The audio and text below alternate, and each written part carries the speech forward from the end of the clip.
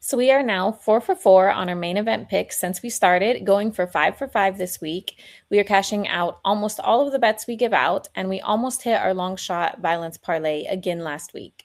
If you've been watching and tailing, you are making money, and we are just getting started. Welcome to MMA30, the show where we break down UFC for betting, picks, and DFS in 30 minutes or less. My name is Brittany, and I'm joined by Jake, who is an experienced bettor and DFS player, and we are going to give you our takes so you can cash bets and DFS this week.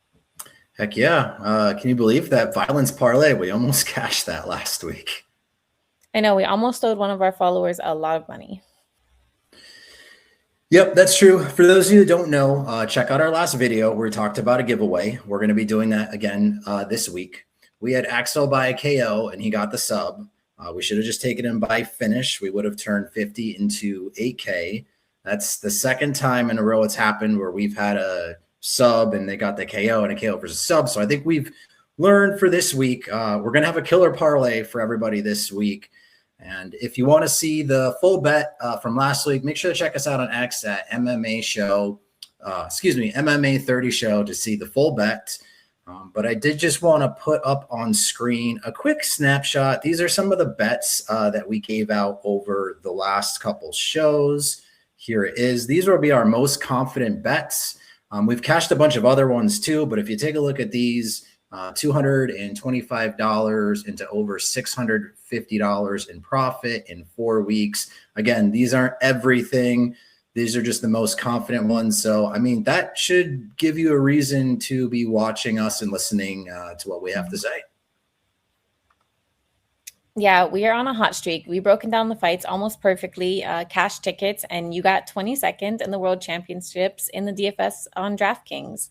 So spend 30 minutes or less with us this week and every week and watch your bank account go up. But let's get into this fight week's card in Serbia. So this week we have Medic going against Rodriguez in Serbia. We always touch on this briefly, but we have to take into consideration fighter travel and judging. Because as we've said before, judging sucks, but especially in a country outside of the US. Yeah, definitely. So we're going to make this 5 for 5 this week on main event picks. Super confident in this. Medic is going to be the pick. Honestly, I've never really been the biggest fan of this guy, but going up against Rodriguez, I really like him in this spot. As many of you might have heard, Rodriguez was in Mexican jail. I think he was in TJ, from what I believe, for 6 to 8 months for some drug charges, trying to cross the border or something. So, you know, not getting proper training. To me, this is just like a paycheck fight. Like, he's like, I need to make some money after everything that went down. So paycheck grab fight. I got Medic KO, and I'm going to go with Medic KO round 1. Yeah, being in jail before fight is obviously not a good thing. We know he wasn't getting his training. His workouts were suspect at best. I can only imagine the food wasn't too great for him. I know Medic doesn't have the best cardio, but I would only be worried about that if we're going into like round 5, and I don't see that happening. Medic KO is the pick and the bet. Awesome, man. We're on the same page there. Co-main event, we got Jan and Sterling. So Sterling's coming in on short notice, and this is a replacement fighter for Jan because Jan's opponent fought last week, as we had discussed. Basically altogether, I would call this like a short notice fight, but I've been watching a lot of stuff on Sterling on social media. I've been watching some of his training videos and stuff, and he looks locked in. He looks focused from what I've seen. Looks like he will be ready for this fight, even though it's short notice. So I am going to take Sterling in the co-main event, and I'm going to take Sterling by decision pretty confidently. Yeah, Han is getting older. He's not been fighting as much recently as he did in the past. He's a solid fighter and a solid striker, though. So Sterling has got the power. He's been giving a few finishes as of late. So I am also going to confidently take Sterling as the pick here and go with Sterling by decision. Awesome. So, yeah, I'm also going to touch on the Chepo versus the Gilbert fight. This is one I'm actually kind of excited for. So this just kind of looks like the classic UFC setup for a guy in Chepo coming in to get that big, huge, fancy knockout. They want to promote this guy. He's big.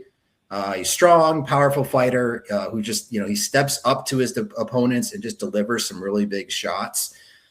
He's a little unproven, so there's always going to be that concern. And we have seen this before where guys that are unproven, can fail.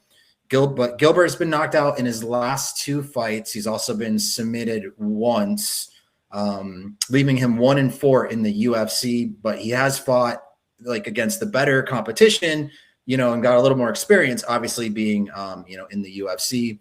When you go through Chepo's Tapology, you see just a lot of first round finishes. That is what I'm expecting here. That is what the UFC is setting up here for him. But it will be interesting to see if somehow Gilbert survives into round 2. Maybe there'll be a round 2 live bet that we might get into in a second on that. But the official pick here is going to be Chepo by KO round 1, pretty confident. Yeah, I'm going to touch on the Radic fight. So Radic is moving up in weight class here. I think technically speaking, this is a great move for him. He's a fast-paced technical fighter, fought some decent competition, and Tibera is getting older and hasn't been as amazing as of recently. He's got some power, but I still see Radic winning this, and the pick is Radic by decision. I'm not as confident on Radic. I'm going to lean toward the Tibera side on this one. I don't necessarily thinking him stepping up in weight class here is going to be a good thing for him. I don't know, just really kind of been down on Radic and his performance lately. I know Tibera has also had a lot of bad, sketchy performances himself, but being as the underdog, if I was going to play some DFS, some bets, Tibera is going to be the side that I'm going to pick. So my official pick is going to be Tibera for that fight. Okay, Jake, why don't you run us through some of your early bets for this week? So we are recording this actually on Tuesday, and we will have some more bets out as we get closer to the fights this weekend, and of course, our Violence Parlay.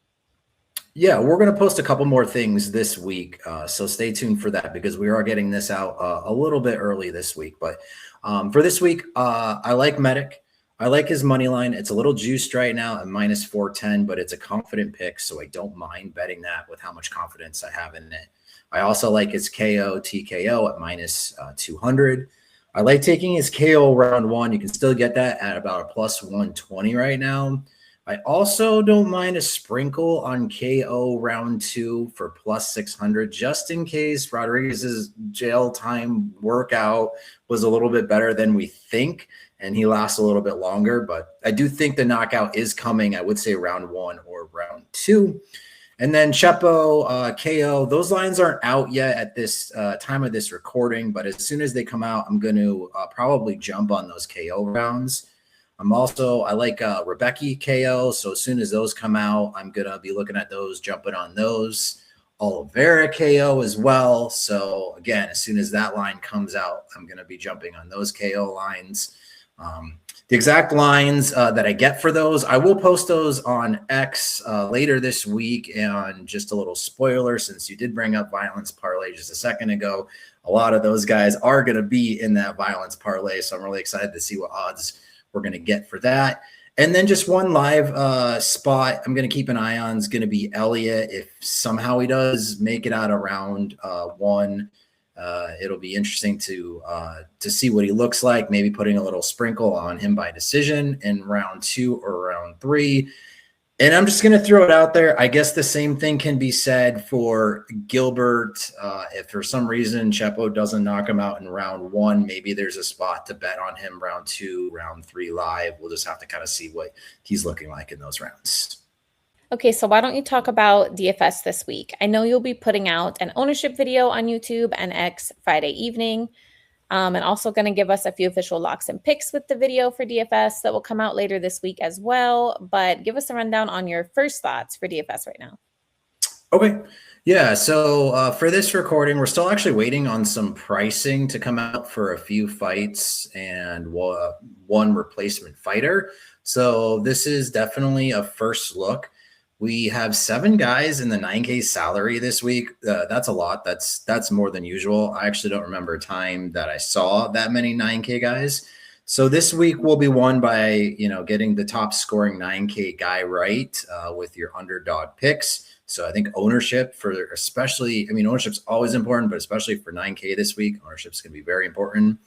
My most confident pick, 9K guys. I'm gonna stick with Medic this week. I'm very confident in that pick. Again, could change a little bit when ownership comes out. The 8K range, as of right now, there's only 3 fighters, and they're all like the upper 8K range, being 8,500, 8,600, and 8,800. In that range, Grad is probably the most confident pick. Klein, I'm unsure of. He's coming off a pretty gnarly injury, so we never know how that's going to do. We saw what happened with Conor McGregor a couple weeks ago. And then Valentin, I just do not have any confidence in this guy. I haven't seen him do anything in the UFC that gives me any confidence in that guy. So I do think the Valentin and Dusko fight is going to be important to have in your lineup, because I do see a finish probably in that fight. But since I'm not confident in Valentin, I'm going to take the first dog this week in Dusko. Not a ton of confidence, but it's going to probably be my most confident dog. And then a couple other 7K guys and underdogs this week, Jan and Rodriguez. I wouldn't hate playing either of those guys. We both know they have UFC experience, so we know that they do have paths to victory. I definitely think you want to have the main event this week. Again, Medic is going to be the guy that I'm going to suggest to have in the main event, but a little piece of Rodriguez wouldn't be too bad. And then, Tibera, like I talked about before, I'm kind of on his side, so I like him, as a dog. And then Elliott, if he can survive out of round 1, I think, he's possibly got a chance to win a decision, maybe a late round finish, because we just don't know how his opponent's going to look after round 1. And I'd say the only guy I'm probably going to fade this week is going to be Sterling against Jan, because Jan is really tough. I just don't see Sterling finishing Jan. And if he doesn't get a finish at his price tag, he's probably not going to score very well. So what does lineup construction look like this week and contest selection? Yes, it's going to be really like studs and duds this week, I think. And, if you play a lot of PGA DFS, you'll understand the studs and duds approach. That's what we're going to be doing this week. I think it's also a great GPP week. Not so confident in cash just because we have all those 9K guys and there's not a lot of underdogs that we like as of now. Again, this video being recorded on Tuesday. We don't have all the pricing out. There's 14 fights. We do have pricing for 12 of those fights. So we're still missing 2. We're still missing a late replacement. So if we do get some more 8K guys, that could possibly change a little bit. So definitely stay tuned for that other short video that we're going to get out once we have all the pricing out for DraftKings for this week. So let's do a rundown of everything and recap our bets and picks. Main and co-main event. So we're both on Medic and both on Sterling. Favorite bet? Yeah, so for this show, as of right now, we're going to go Medic KO round 1, and Medic KO sprinkle on round 2 KO for both of those. Favorite DFS play?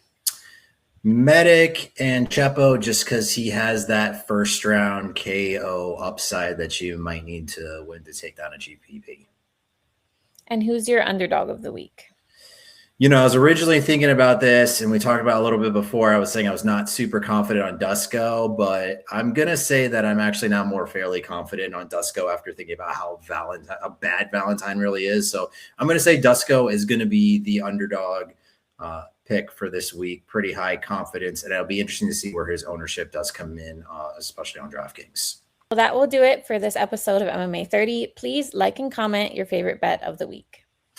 Yeah, and we'll be back next week for Gamrot versus Salkild. That should be a banger of the fight. Super looking forward to that one. We also have my girl Miller taking on Oliveira. I have a small little crush on Miller, so I'm always excited to see her fights.